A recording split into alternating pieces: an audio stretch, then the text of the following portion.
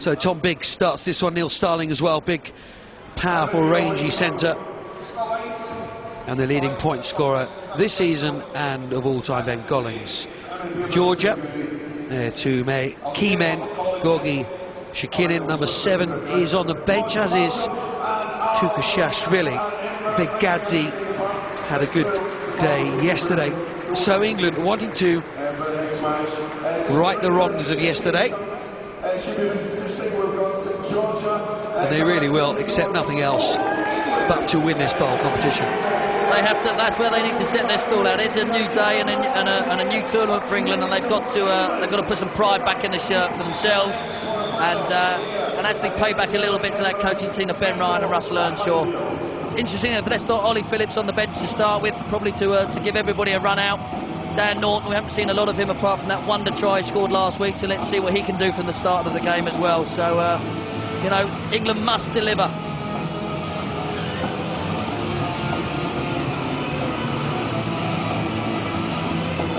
Victor Corlelli,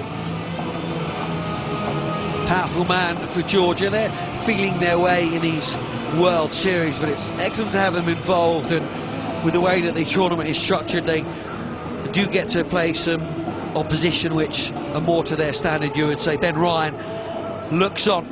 He'll want his team to perform better today. Ben Gollings gets us underway. Rodwell complaining he was impeded.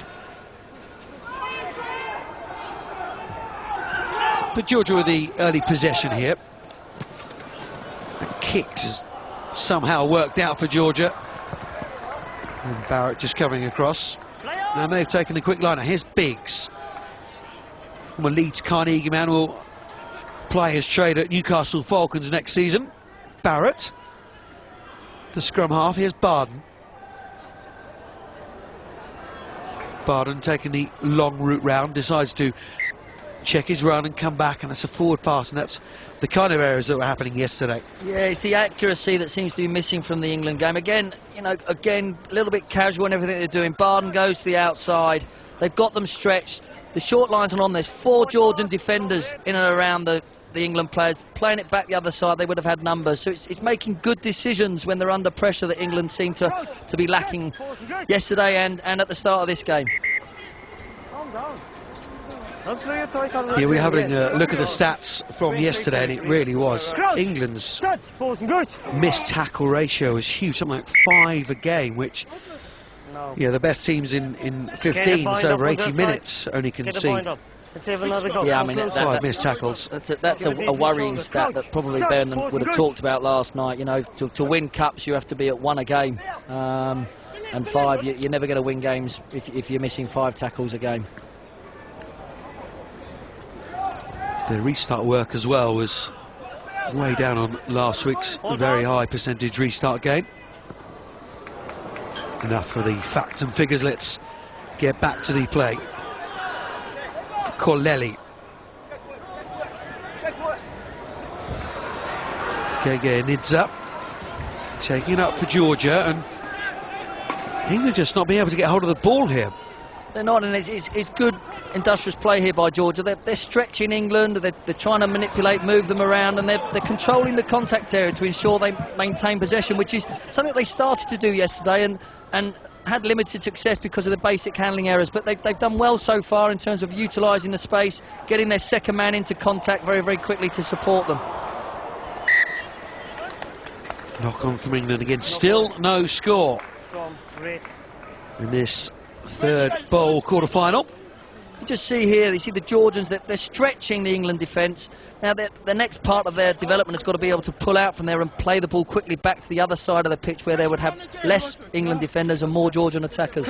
So as opposed to going for the line break, pulling back and then stretching the other way. Exactly, recognising that you've attracted 4 or 5 England defenders to an area of the pitch, and it's about moving the ball quickly to another area of the pitch where there's less defenders, so you can attack with your numbers. I mean, simple framework. It's about the execution of passing and catching within that.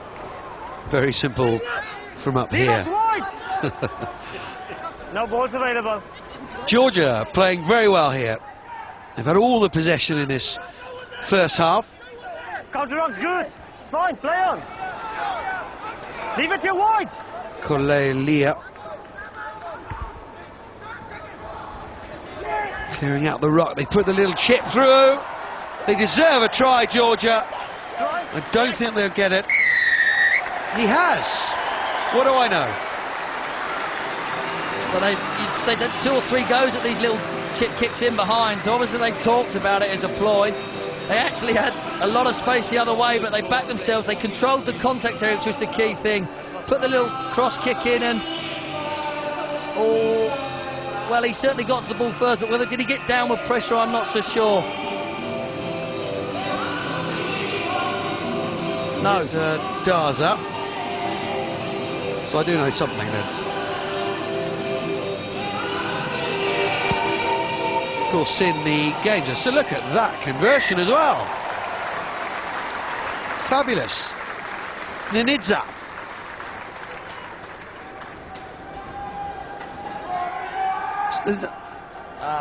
Is that control? I don't think that's a try, but I think the in-goal touch judge has given it because the referee